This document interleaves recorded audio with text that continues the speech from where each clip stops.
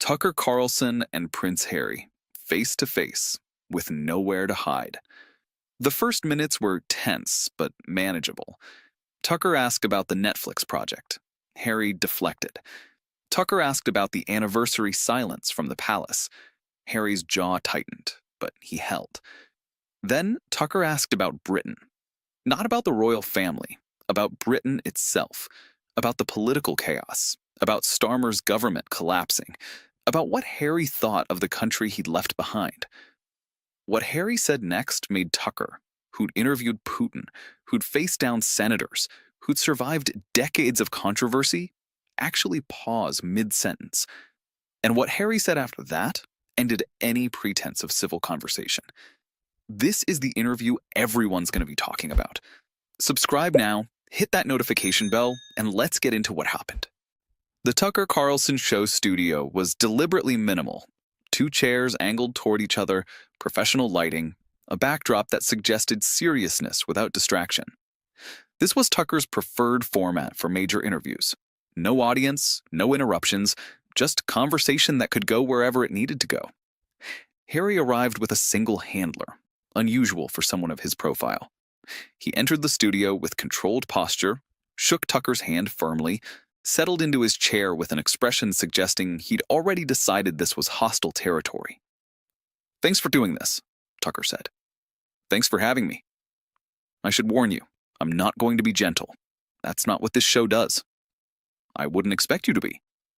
"Good. Then we understand each other." The cameras began rolling. "Let's start with Britain," Tucker began, bypassing the usual warm-up entirely. "Your home country is in chaos. Starmer's facing resignation calls, Labor's collapsing, reform is surging. What do you make of it?" Harry's expression flickered, surprised at the opening topic. "I don't follow British politics closely." "You wrote an op-ed for the New Statesman 2 weeks ago about anti-Semitism in Britain. You called it a divided kingdom. You clearly follow something. Social issues are different from political maneuvering. Are they? The division you wrote about is directly connected to the political situation. You can't separate social fracture from political failure. I wrote about rising hate. That transcends party politics." "Does it?" "Because the government in power shapes the social environment. Starmer's Labor is failing. His own MPs want him gone. The country your father rules is coming apart. And you wrote a thought piece from Montecito. Does that feel proportionate to the crisis?" Harry's jaw tightened. "I contributed what I could." "You contributed words. Your brother sat next to David Attenborough at his 100th birthday. He contributed presence. Which matters more to a nation in crisis? I'm not going to compare myself to William." "You've done nothing but compare yourself to William for 5 years. The book, the interviews, the constant references to different treatment. Now suddenly comparison is off limits? Those comparisons were about institutional unfairness. And this comparison is about institutional relevance. You left. He stayed. The country is struggling. He's there. You're not. The contrast isn't something I'm creating. It's something you created by leaving." Harry shifted in his chair. "I left for my family's safety." "Safety from what? Paparazzi? Your brother faces paparazzi daily. Your father faced it for decades. Your grandmother faced it for 70 years. What specific threat justified abandoning your country?" "Abandoning? I didn't abandon." "You left Britain, renounced your working royal duties, moved to California, and now critique from 6,000 miles away. What word would you prefer?" "I relocated for legitimate reasons. Name one reason your brother couldn't claim equally. Media scrutiny? He has it. Public pressure? He has it. Institutional constraints? He has it. What made your situation uniquely unbearable?" Silence stretched. Tucker let it hang. "Let's talk about the visa situation," Tucker continued. "The Heritage Foundation lawsuit. The drug admissions in your book. Did you lie on your visa application? That's an ongoing legal matter. It's a yes or no factual question. You wrote about using cocaine, mushrooms, marijuana. The visa application asks about controlled substance use. Did you check the box honestly?" I followed appropriate procedures. That's not an answer. Either you disclose the drug use or you didn't. If you disclosed it, why won't you say so? If you didn't, that's visa fraud. The legal process will determine whether you'll be prosecuted. I'm asking whether you lied. Those are different questions. You know whether you checked the box truthfully. Tell me. Harry's face had gone red. I won't be interrogated about immigration paperwork on a podcast. You'll be interrogated about it eventually. Either here, where you can explain, or in court, where you can't control the narrative. I'm offering you the friendlier venue. This doesn't feel friendly. It feels direct. There's a difference. Friendly would be accepting non-answers. Direct means pressing until something substantive emerges. Your father was in Washington recently, Tucker said. State visit, major event. You weren't there. State visits have diplomatic priorities. You're his son. In most families, that would be a diplomatic priority. Royal protocol is different. Royal protocol that you've spent 5 years denouncing as outdated and cruel? Now suddenly protocol explains your exclusion? I'm describing the institution's position, not endorsing it. You're using institutional logic when it's convenient. When it's inconvenient, you attack institutional logic. That's not principle, that's opportunism. Harry grabbed his water glass. You're twisting my words. I'm reflecting them back. You criticize royal protocol constantly, but when protocol explains something unfavorable, your exclusion from state events, suddenly protocol is just how things work. You can't have it both ways. I can observe that institutions are flawed while also recognizing they have processes. You can, but it undermines every criticism you've ever made. Either protocol matters or it doesn't. Either tradition has value or it's oppressive. You've built a career on attacking tradition. Now you're hiding behind it. The Netflix project, Tucker pivoted. No way out. Afghanistan, British soldiers under siege. Some have noted the timing, announcing this months after Trump's NATO comments about allies staying back. The timing is coincidental. Is it? Trump criticized NATO partners for insufficient commitment. You announce a project specifically highlighting British military valor. That's quite a coincidence. We've been developing this for years. Have you? Because the announcement came recently. The timing suggests a response rather than coincidence. I can't control how people interpret timing. You can control timing itself. If you've been developing this for years, why announce now? Why not last year? Why not next year? The proximity to Trump's comments is either strategic or remarkably convenient. Harry's expression hardened. I served in Afghanistan. I have standing to tell these stories. You do, but standing doesn't explain timing. The question isn't whether you can tell these stories, it's why you're telling them now. And the obvious answer is that you saw political opportunity. That's cynical. That's observational. Cynicism would be assuming bad motives. I'm noting patterns. The pattern suggests opportunism. Let's talk about the country you left, Tucker said. Britain is facing genuine crises, economic stagnation, political chaos, rising social division. From California, you write op-eds about problems while your brother and father deal with them daily. Does that feel adequate? I contribute in my own way. Your way is commentary from a mansion. Their way is presence in a struggling nation. Which do you think matters more to someone in Manchester who can't pay their heating bill? False comparison. Is it? You've positioned yourself as a voice for the voiceless, but the voiceless you claim to represent are in Britain, facing problems you don't experience. Your advocacy comes from extraordinary privilege. Does that irony register? My platform amplifies issues. Your platform amplifies you. That's different. When you write about anti-Semitism, the story becomes about you writing about anti-Semitism. The issue gets filtered through your celebrity. Is that helpful, or is it appropriation? Harry stood up slightly, then caught himself. I won't apologize for using my voice. I'm not asking you to apologize. I'm asking you to recognize the gap between intention and impact. You intend to help. The impact is often that you become the story. Those aren't the same thing. How's Meghan? The temperature plummeted. I won't discuss my wife with you. Why not? Because you've spent years attacking her. I've spent years questioning her claims. That's different. When someone makes public accusations, racism in the royal family, suicidal ideation, institutional cruelty, those claims invite examination. Examination isn't attack. Your examination has been hostile. My examination has been thorough. Hostility would be personal insults. I've asked about evidence, about consistency, about verification. Those are journalist questions, not hostile questions. You're not a journalist. I'm a commentator. The distinction doesn't matter. What matters is whether the questions are legitimate. They are.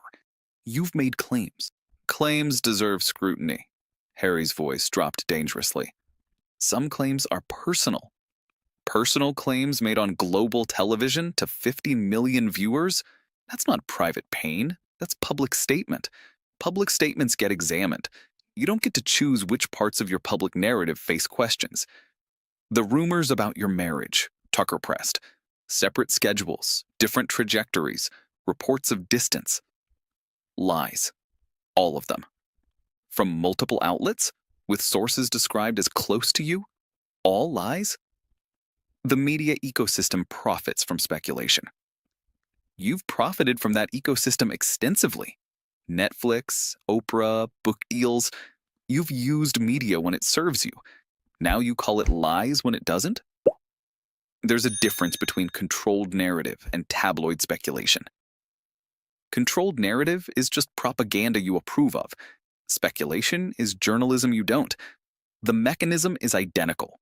Information reaching the public. You want to filter what reaches them. I want accuracy. You want control. Accuracy would mean addressing specific claims and correcting them. You don't do that. You dismiss everything as lies without engaging with any specific allegation. That's not defense. That's avoidance. Harry grabbed his jacket from the back of his chair. This isn't what I agreed to. What did you agree to? Softball questions? Promotional opportunities? That's not what this show does. That's not what any serious conversation does. This isn't serious. This is an ambush. An ambush would be hidden agendas. I told you from the start I wouldn't be gentle. You agreed. Now you're experiencing not gentle and calling it ambush. Harry was standing now. I can't continue with this program. Tucker remained seated, completely calm. Because you can't answer questions. Not because I'm unfair, because you have no answers. When I ask about the visa, you deflect. When I ask about Britain, you evade. When I ask about your marriage, you call it lies. Every substantive topic hits a wall. Your topics are designed to damage.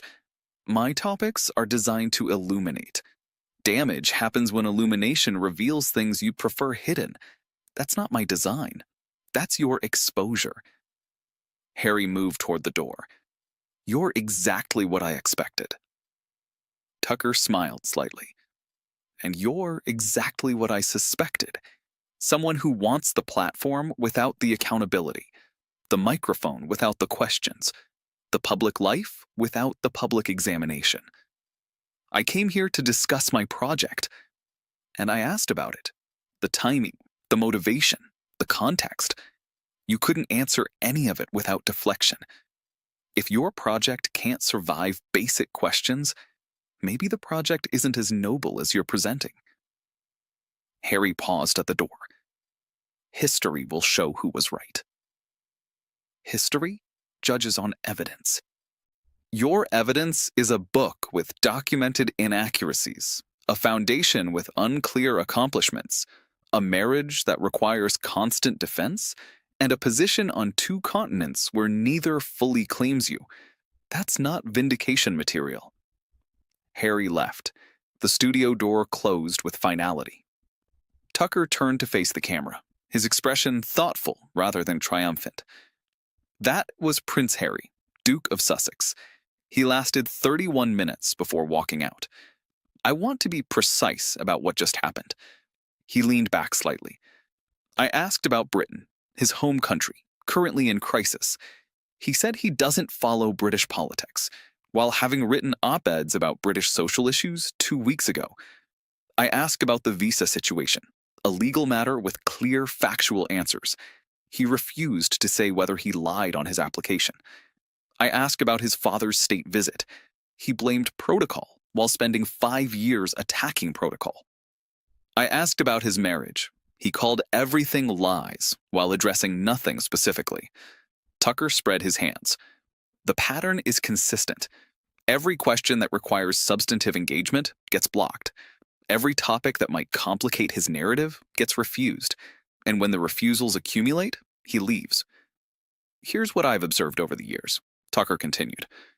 Prince Harry has positioned himself as a truth teller, someone brave enough to challenge institutions, someone willing to say uncomfortable things.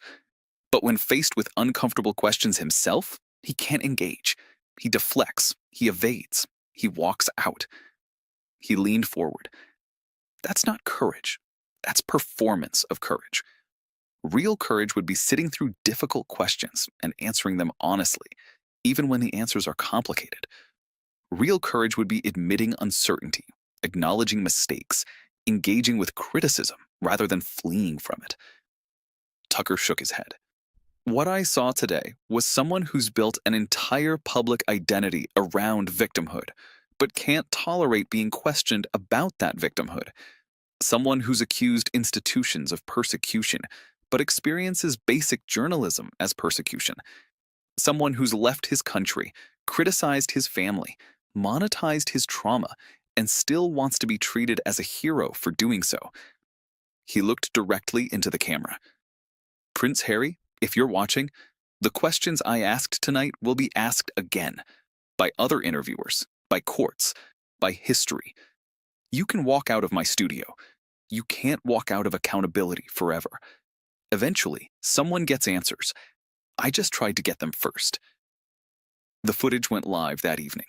The Tucker Carlson show made no edits. The clips that spread captured the collapse.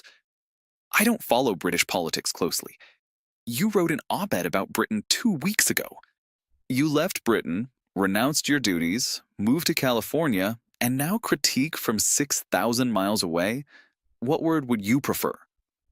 Either you disclosed the drug use or you didn't. If you didn't, that's visa fraud. Controlled narrative is just propaganda you approve of. I can't continue with this program. Harry's team released a statement calling the appearance a predetermined attack by a commentator with documented hostility toward the Duke and Duchess. Tucker addressed it on the following day's episode. Predetermined? I asked about his op-ed, his visa, his father's visit, and his marriage. Topics he's discussed elsewhere. The hostility he detected was simply unwillingness to accept talking points as answers. If that's hostility, then journalism itself is hostility. He added, I've interviewed world leaders who face harder questions and stay seated. A prince couldn't handle 31 minutes? That says everything about the gap between his self-image and his actual resilience. For Tucker Carlson, the interview became another demonstration of his signature approach, questions that exposed the distance between public narrative and private reality. For Prince Harry, it was catastrophic. He'd entered hostile territory expecting to emerge victorious, and instead confirmed every criticism ever leveled against him. The inability to face scrutiny, the selective relationship with truth, the reflexive victimhood when challenged. But for the millions who watched, something else emerged. The contrast between what Harry claimed to be, a brave truth-teller willing to challenge power, and what he demonstrated, someone who fled at the first sign of genuine questioning, was impossible to ignore. Tucker had asked about Britain. Harry couldn't answer. Tucker had asked about truth. Harry had walked away. And in that walking away, in that 31-minute collapse, everything anyone needed to know about the gap between Prince Harry's brand and Prince Harry's substance became visible. Some people can handle the arena. Others can only handle the arena when they control it. The moment control disappears, so do they. 31 minutes. That's all he lasted. What does that tell you? If you want more interviews that don't back down, subscribe. This is where the real conversations happen. Drop a like, share this with someone. They need to see what really happened.